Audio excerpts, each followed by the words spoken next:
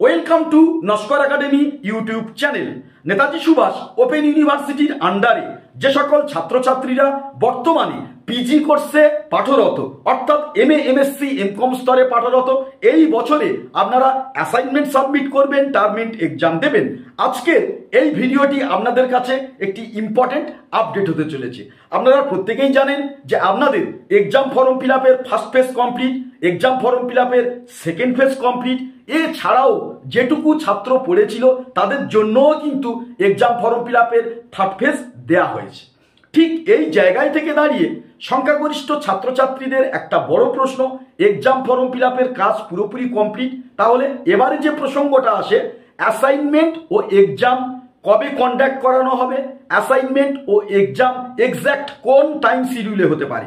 দ্বিতীয় যে প্রশ্নটা আসে যে দুটি এক্সামের মধ্যবর্তী কতটুকুনি সময় থাকবে, যে সময়ের মধ্যে আমরা স্টাডি করার সুযোগ পাবো, আমাদের এক্সাম সেন্টার আমাদের বাড়ি থেকে কত দূর হতে পারে, বা আমি যে স্টাডি সেন্টারে পড়ি সেই স্টাডি সেন্টার থেকে আমাদের এক্সাম সেন্টার কত দূরত্বের মধ্যে হতে পারে, কিংবা এবছরে কি হোম সেন্টারে পরীক্ষা হওয়ার সম্ভাবনা রয়েছে। তো পুরো বিষয়টি আমি পর্যালোচনা করব। শুরু থেকে শেষ পর্যন্ত ভিডিওটি দেখবেন, আর চ্যানেলে নতুন হলে পরবর্তী আপডেটের জন্য অবশ্যই করে চ্যানেলটি সাবস্ক্রাইব করে রাখবেন। দক্ষিণবঙ্গে ইলেকশনের লাস্ট ফেজ হচ্ছে 1 জুন, আর 4 জুন হচ্ছে ভোটের কাউন্টিং। ঠিক এই জায়গায় থেকে দাঁড়িয়ে পশ্চিমবঙ্গে যে একাধিক ফেজে ইলেকশন চলছে, এই ইলেকশনের মাঝে মাঝে কিছু কিছু দিন আছে যে দিনগুলিতে কিন্তু পশ্চিমবঙ্গের কোথাও কিন্তু ইলেকশন হচ্ছে না, এবং সেই দিন সংখ্যা কিন্তু অনেকটাই। তো এইরকম অনেক দিনগুলিতে অ্যাসাইনমেন্টের ডেট হিসাবে কি ধার্য হতে পারে, কিংবা এক্সামের কিছু পেপার কি ওই ডেটগুলির মধ্যে শিডিউল হতে পারে। তো এর উত্তর আমি আগেও দিয়েছি, আরেকবার জন্য অবগত করি স্পষ্টভাবে যে এনএসইউর বিভিন্ন স্টাডি সেন্টার, এক্সাম সেন্টারগুলি প্রত্যক্ষ এবং পরোক্ষভাবে ইলেকশন প্রক্রিয়ার সঙ্গে যুক্ত।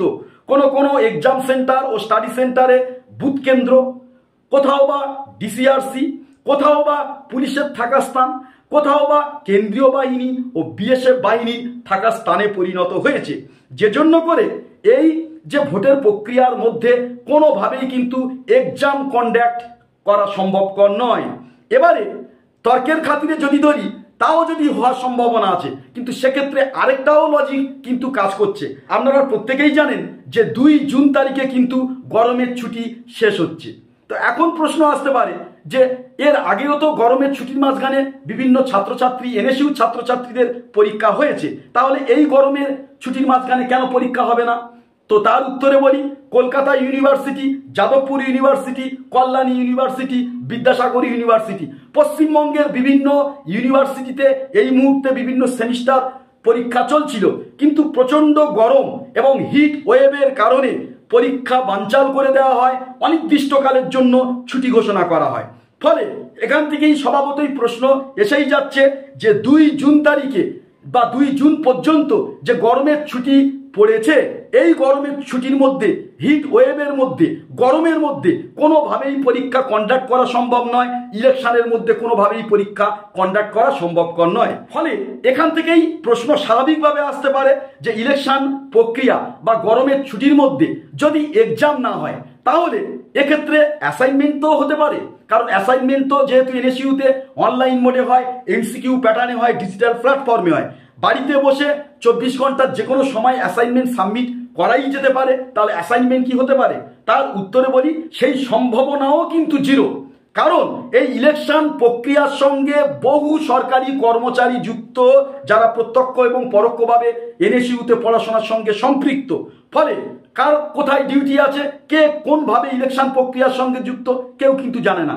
এইরকমই একটি পরিস্থিতিতে ইলেকশন শিডিউলের মধ্যে যদি অ্যাসাইনমেন্ট কন্ডাক্ট করানো হয়, তাহলে সেক্ষেত্রে কোনো ছাত্র যদি এই অভিযোগ করে যে আমি বৈষম্যের শিকার, ইলেকশনের পারপাসে ব্যস্ত থাকার কারণে সেই শিডিউলে আমার অ্যাসাইনমেন্টের টাইম পড়ে গেছে, ফলে আমি অ্যাসাইনমেন্ট সাবমিট করতে পারিনি, এক্ষেত্রে কিন্তু একটা বাজে পরিস্থিতি তৈরি হবে। সেজন্য করে এনএসইউ গরমের ছুটির মধ্যে এবং ইলেকশনের যে টাইম শিডিউল বা ছুটির মধ্যে কিন্তু পরীক্ষাও কন্ডাক্ট করাবে না, অ্যাসাইনমেন্টও কন্ডাক্ট করাবে না। তাহলে সেই জায়গায় থেকে দাঁড়িয়ে পিজি কোর্সের ছাত্রছাত্রীদের অ্যাসাইনমেন্ট কবে হবে, এক্সাম বা কোন টাইম শিডিউলে হবে?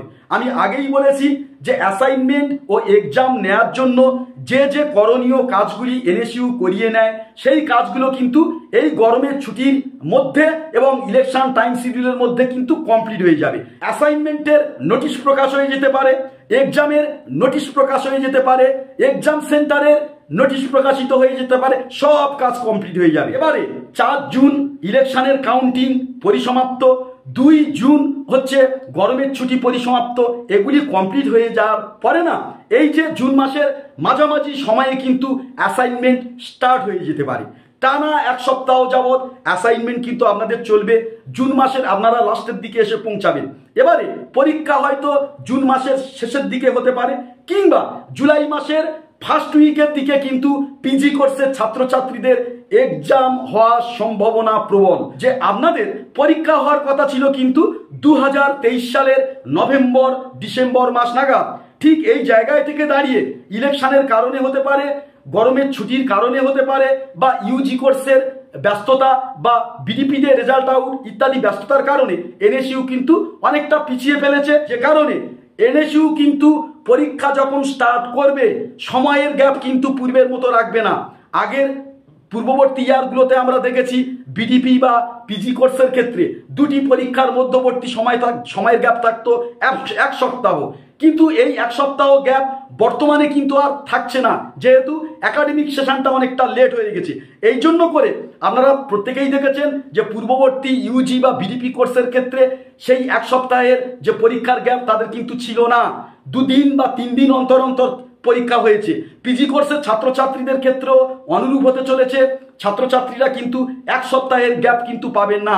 আপনাদের 1 দিন 2 দিন বা 3 দিন অন্তর অন্তর কিন্তু আপনাদের পরীক্ষা কন্ডাক্ট হতে পারে। ফলে 2টি পরীক্ষার মধ্যবর্তী সময়ের গ্যাপ খুব বেশি হলে 2 থেকে 3 দিন পাবেন। ফলে এর মধ্যবর্তী সময় যে আপনারা নতুন নতুন প্রশ্ন রেডি করবেন, নতুন নতুন উত্তর রেডি করে পরীক্ষা দেবেন এমনটা কিন্তু নয়। ফলে এখন যে আপনারা সময় পাচ্ছেন এই সময়টাকে সুবর্ণ সুযোগ হিসাবে ব্যবহার করুন। আগে থেকে যতটা পারা যায় পুরানো প্রশ্নগুলো রিভাইজ দিন, নতুন প্রশ্নগুলো নতুন উত্তরগুলো রেডি করতে থাকুন। এর ফলে কিন্তু আপনাদের প্রস্তুতি তুঙ্গে থাকবে। বহু সংখ্যক ছাত্রছাত্রী তারা তাদের বাড়ির কাছাকাছি স্টাডি সেন্টারে ভর্তি হয়েছেন। আপনাদের স্টাডি সেন্টারের পার্শ্ববর্তী যদি কোনো স্টাডি সেন্টার থেকে থাকে, 15 বা 20 কিলোমিটারের মধ্যে যদি কোনো স্টাডি সেন্টার থেকে থাকে, সেই স্টাডি সেন্টার আপনাদের কিন্তু এক্সাম সেন্টারে পরিণত হতে পারে। যদিও কিছু কিছু জেলাতে একটু ব্যতিক্রমী আছে, কিছু কিছু জেলাতে এনএসইউ স্টাডি সেন্টারের পরিমাণ কম, সেক্ষেত্রে কিন্তু আপনাদের স্টাডি সেন্টার থেকে এক্সাম সেন্টারের দূরত্ব 20 কিলোমিটারেরও উপরে হতে পারে। তো আজকের এই ছিল আপডেট। চ্যানেলে নতুন হলে অবশ্যই পরবর্তী আপডেটের জন্য আপনারা আমাদের চ্যানেলটি সাবস্ক্রাইব করে রাখবেন।